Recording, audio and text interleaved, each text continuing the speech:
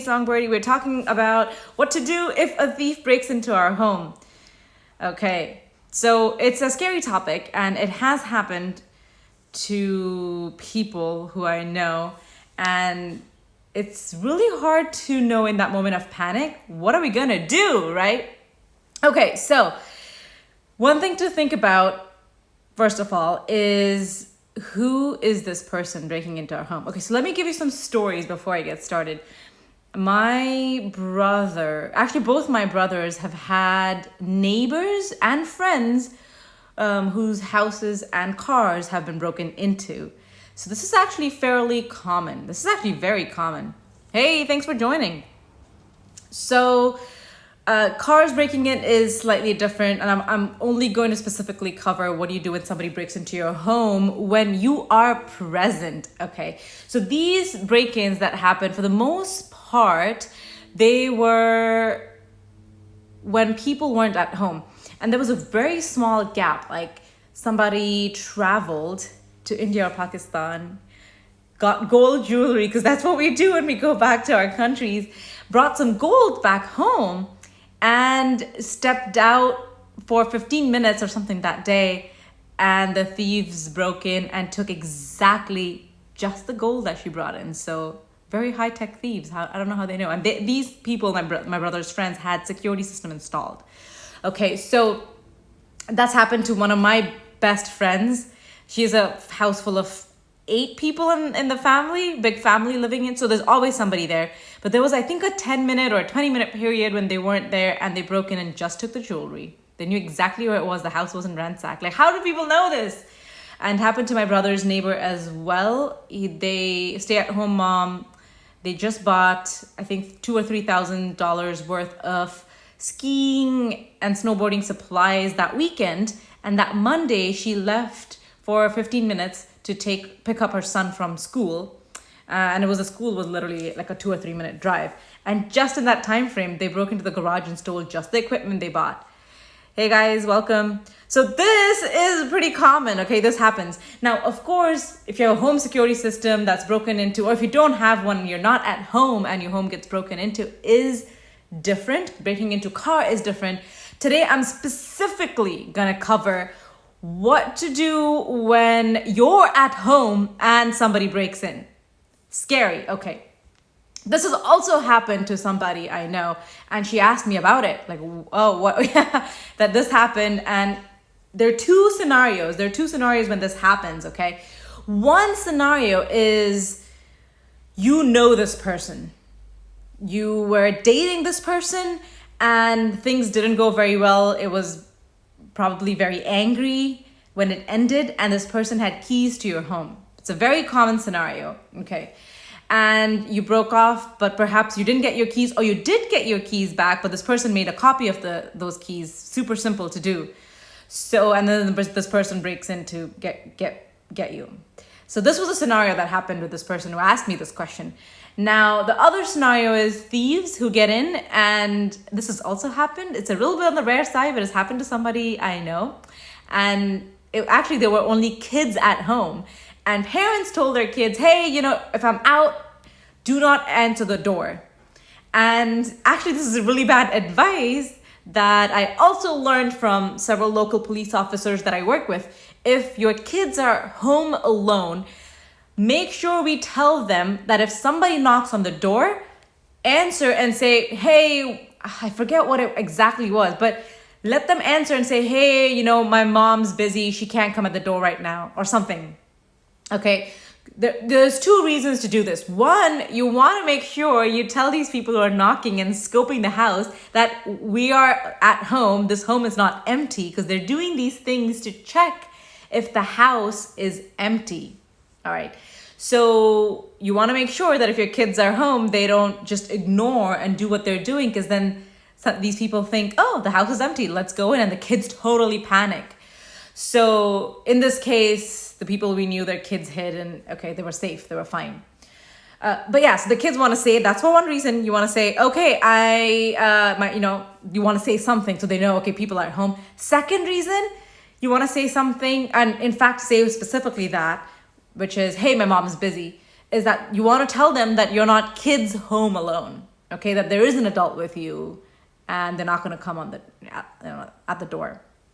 Okay, or perhaps there's lots of different opinions out there. People say, hey, make some noise, don't answer the door. But if you make enough noise while you're in here, then they know, oh, you're watching TV, or, if something fell or whatever, that you're at home. And then they don't know if it's adults or kids. So anyway, okay, so that's one of the things that if somebody's knocking or whatever, is trying to scout the place, right? You kind of don't want to open the door, but say, or somehow let them know you're at home. Okay.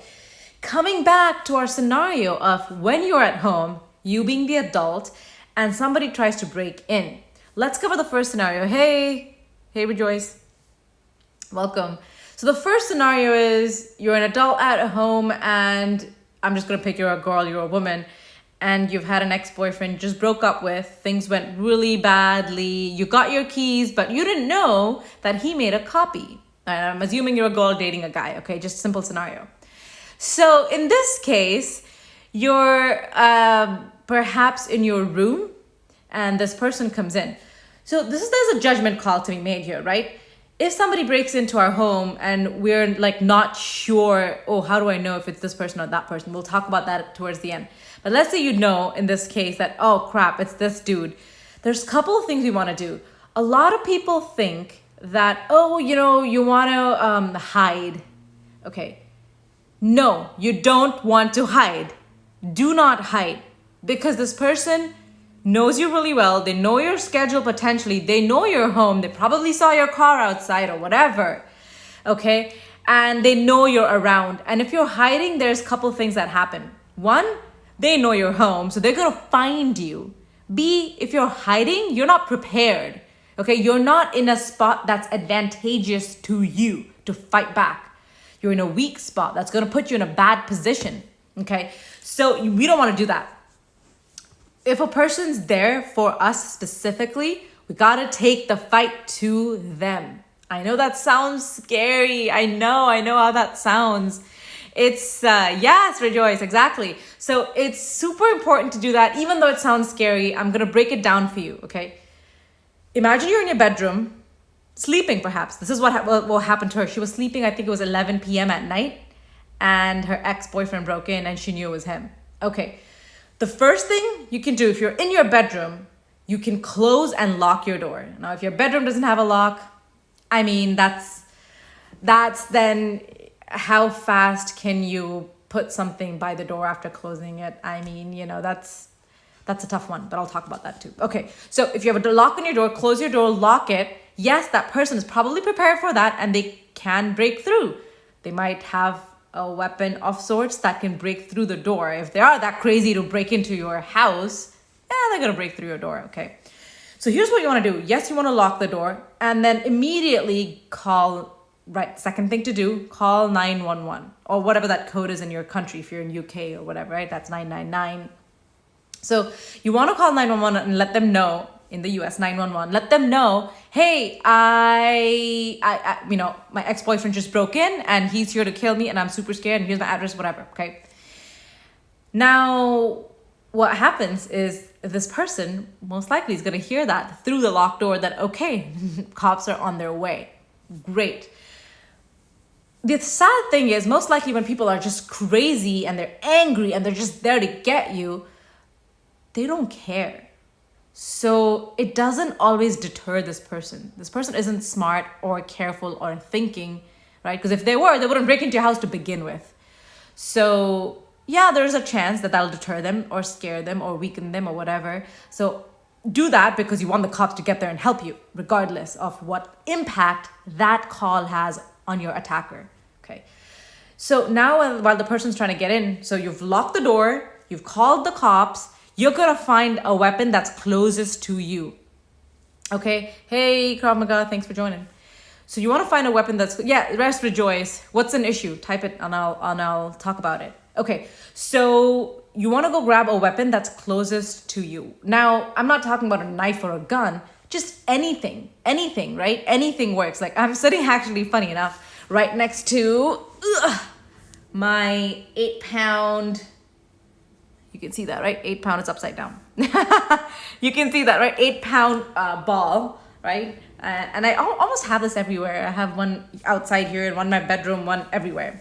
So anything can be a weapon. Anything can be a weapon. It doesn't have to be something sharp. It doesn't even have to be something heavy. It's just something that can give you tactical advantage. Now, what does that mean? It means that you can do better with it than without it. Now think of a knife. Do you really think you can do better with a knife, even if it's present there in the room and you were cutting a watermelon, let's say, and you had a knife? Think about that, okay? It's really important to think about that because usually the answer is no. No lock on the door. Okay, yeah, I'll talk about that, okay? So a knife isn't usually an advantage because we don't know how to hold a knife. We don't know how to use it. And unfortunately, from what I've heard from working with police, local police, that majority of the time, I don't know the percentage, right? Maybe 70% of the time, 80% of the time, this weapon, knife that you're holding gets taken away by your attacker. And now you've just strengthened your attacker. All right, do not ever use a weapon that doesn't feel like an extension of your body. All right, think about that one too. If you're an artist and you have needles and you do crocheting, for example, and that's very comfortable in your hands. Oh yeah, absolutely. Use both the sticks and start jabbing with those. Or, maybe you have a Swiffer mop at home, like a long stick, right? Something that's a long stick. Yeah, grab it. Maybe you're not comfortable with it. I mean, that's something to think about. Whatever you have, paintbrushes, long brushes, right? Wooden. Yeah, if you're comfortable with it, go ahead, grab it. It could be anything, pencil, pen. If you're writing all day and that's comfortable, oh, absolutely. Maybe you're carrying books around all the time or a laptop. There's got to be something in your bedroom that you can use as a weapon. So first lock your door, second call 911, third grab a weapon. Just look around, anything that comes, catches your attention. And then you're ready. Okay, you're standing right by the door for the person to break through and you're at a blind spot and just immediately, as soon as it happens, you're quiet. This person doesn't know you're right there.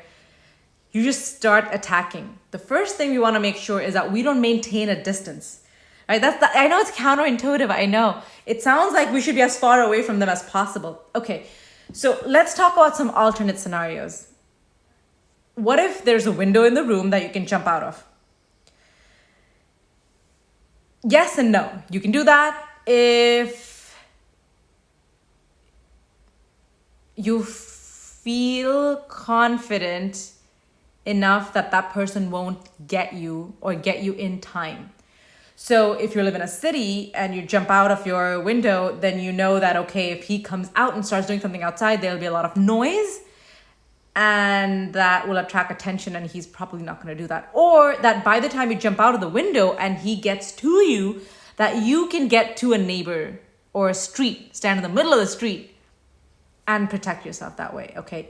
So even if it's your bedroom is on a second floor or even on a third floor, that's to say, okay, I'm going to jump out. I'm probably going to break my ankle or leg, if I don't know how to jump and roll and break my fall. I'm probably going to hurt myself pretty badly, but I can limp 10 feet to the middle of the street, middle of the road. And of course, a car will have to slam their brakes to help me. But you know what? Now my life is saved and this person's not going to start beating me up, okay? Because by the time he comes around and finds me, I'm in a very, very public space. So if that's an option, take a look outside your window. Where does it go? If it goes to a backyard that's enclosed, maybe not a great idea because then he might be able to get to you before you can get to him because you have to get right. So that's a judgment call to be made. If your window opens wide enough to be able to jump out of it, because a lot of times we have screens in our window and we don't have knives to cut through the screens to jump out. So there's those factors. So go ahead, take a look in your bedroom after this phone call. Okay, after this video, after this live session. Okay, but otherwise, assuming that's not an option, your next thing is to be ready right there and take the fight to this person. Because if you maintain a distance, that person has things that they can attack with, okay? Fists, let's say, or whatever else they could be holding. But if you're really up and close, that's really startling. If there's a face right here, I mean, yeah, I can still hit him or her, right? Hit this person, but it's difficult. And if I'm in, I can do way more damage on the face and claw my way through and just distract the person enough to perhaps lock the door behind them. I'm gonna get out. All right. Hey, Rashmi, thanks for joining. Hey, Shamelessly Awesome, thanks for joining. Okay, so we're talking about what to do if somebody breaks into our house. Now, this is assuming we have a lock on the door. What are we gonna do if we don't have a lock on our door? Okay, so there has been discussions about that as well, because not a lot of homes, especially in the US, I think it's really common in a lot of Asian countries, India and a lot of other, even in Dubai, in a lot of Middle Eastern places, we had locks on our door to lock our door from the inside. So that's pretty common. In the US, not so much. Okay, so what are you gonna do? You're in your bedroom. And this is assuming in your bedroom. There's so many scenarios, right? I mean, if you're sitting here in the living room and this person walks right in, then that bypasses all the things you could do. Then potentially what you're doing is just before that person comes to you, you go charging to them, and they'll be startled for a few seconds, and then you can just pound your way out the door. Okay, so now if you're in your bedroom and there is no lock on your door, okay, here's what you can do, okay? So everything else still applies. You take a weapon. Now you probably don't have time to call 911, because in general, right, if your bedroom door is open, you're in your bedroom, this person just slammed the front door open, it's probably going to take that person 10 seconds to get to you, a lot longer than you can call or text 911. You can text 911, okay? So here's what you can do. Now, other options aren't really available because trying to jump out of the window is going to take you a while as well. So you grab the first thing you find closest to you and potentially not even worry about closing the door. You can, and I still recommend doing that. So you get off your bed. As soon as you hear this person, you get off your bed, grab the book right next to it, run, close the door, okay? And hopefully your phone's in your hand too, or in your whatever accessible. You can dial 911 and leave it lying on the floor somewhere so they can still hear you. And you have your book in your hand, and it's gonna probably just deter this person for a couple of seconds, and then you're ready. You're ready to fight through. Your goal is to get out of that bedroom door. So creating an opening, getting that person into the room. So they're coming charging into the room, beautiful. Grab them and pull them in that same direction, right? If I'm coming charging this way, you grab and pull me towards the direction I'm going. So I can close the door behind. Sometimes rooms don't have locks on the inside, but they do have locks on the outside. If that's an option, lock the person, run out. If that's not an option, there's no point closing the door, just run out, okay? So, hey guys, thanks for joining. Grab a melee weapon. I don't know, we can text 911. Yeah, yes, you can text 911. Who knew? Yes, you can. You're welcome to send, I'm thinking about this. I should ask my police officers, I know. But I believe it should be okay if you're really worried about this. You can text 911 to see if it works. If you're like, I don't know if it works with my phone or my network or the area I'm in or whatever. If you're really worried about it, you can text 911 and say, hey, I'm just checking if this option is available during emergencies. I'm just checking. You can say that, okay? Yeah, to 911. So emojis are out. So I have not personally texted 911, so I don't know if you can use emojis and if that works and how they respond. So I can do this. I can ask my police contacts and see what they can share with me, okay? And yeah, but yes, exactly. It is a good idea. Go ahead and just text 911. It's not spamming them. Cops are not going to show up and be like, I'm going to arrest you because you're harassing or you've abused or misused us. Okay, it's not like that. It's totally fine to say, hey, I'm just text 911 in the number section, and just the message is going to be, I'm just testing to see if I can use this. Does this work during an emergency? and somebody will respond. Somebody might even just call you. So the tricky part is that, when you leave your phone on, or if you text and then you don't actually give your address, most places can trace you based on your GPS, but it's very vague. It's usually a 3-block radius. It's not like we see in our crime shows. They will know exactly where you are. And technology is changing, so they can see you more and more specifically over time. I don't know why. I mean, the reason I know this is because I spoke to a police officer and they say, yeah, well, if you don't tell us your address, then we're not going to know where you are, because we only see it in a 3-block radius, which I was baffled at. Like, how could you not see in precision? Maybe things changed in the last year. This conversation was a little bit old, but still it helps, okay? They can, if your address is connected to your phone number, they can pull it up. Yeah, okay, all right, so that's what you're gonna do in case of a person you know. If that person shows up, you take the fight to the person, grab anything and anything that's around you. In fact, even your phone.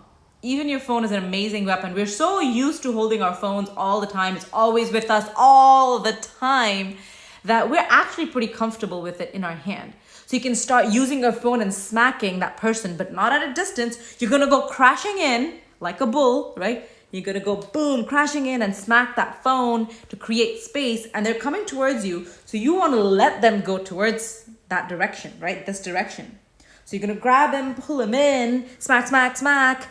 They go further that way and you run. Now, of course, they can grab you from behind and you have options there, of course, okay? And if you have more specific questions about what you can do in your specific scenario, send me a DM and we'll chat about it. Now, the other one is if it's a robber, okay? You have no reason to expect, you've not dated anybody, or you are dating a great guy, whatever. You have or he is with you or whatever, right? You have no reason to suspect anybody. You have no gripe with anybody you know. No arguments, no fight. And somebody shows up, slowly opens the door, and you know it's a robber, or you fear it's a robber. Okay, do not take the fight to that person, okay? Do not do that. Robbers usually are the opposite. They want an empty home. They are looking for an empty home. So what we want to do in that case is hide. So take your phone. If you can hide underneath your bed, go ahead. It's always advisable to keep our underneath of our bed empty, right? Not have storage. A lot of us use it as storage, and there's, funny enough, there's so many different philosophies that talk about not having storage underneath our bed. In fact, it's even feng shui, I think, says don't have storage under your bed. And then for safety purposes, we say don't have storage underneath your bed. And organizers say the same thing, professional organizers, don't ever have anything underneath your bed. So you've probably heard that in many different areas. So from the safety perspective too, yeah, don't have anything underneath your bed. Because, yes, movie-like situations can happen where somebody is hiding underneath your bed. But it's a great resource for you to hide when something happens, okay? I'm not talking about earthquake. I'm talking specifically about if somebody breaks in, you can take your phone, hide underneath your bed, text 911, because now you can't talk because you're still trying to be discreet and be like, hey, somebody broke into my house. Here's the address, boom. Okay, don't wait to have a conversation, just send it. Send your address. In fact, this is what I would recommend. If you're texting 911, the first thing you want to text them is your address. The second thing you want to say, hey, somebody broke into my house. Because if you don't have the opportunity to send a second text, at least they got your first one. All right, so this is it. This is what we're going to do when somebody breaks into our house. If we know them, we take the fight to them. If we don't know them, it's smart to hide. And we talked about mostly being in the bedroom. And if you're in the living room, you can still charge with whatever you can grab. If you have a lamp next to you, right, like this guy, I don't know if I can show you guys. I don't know if you can see that. Yeah, you can. Okay, so that's a great example, right? So if I'm here right by the lamp and the door's there and I suddenly see somebody, it's like, oh crap, that's that guy. I can grab this lamp and shove it at him. Yeah, the lamp is pretty light. I can grab whatever, right? I can throw things at the person, the first thing I can find, and get out. Any questions before I take off. All right. Okay, this is it then. Have a great day. And if you have any questions, please shoot me a DM. Stay safe, everyone. Bye.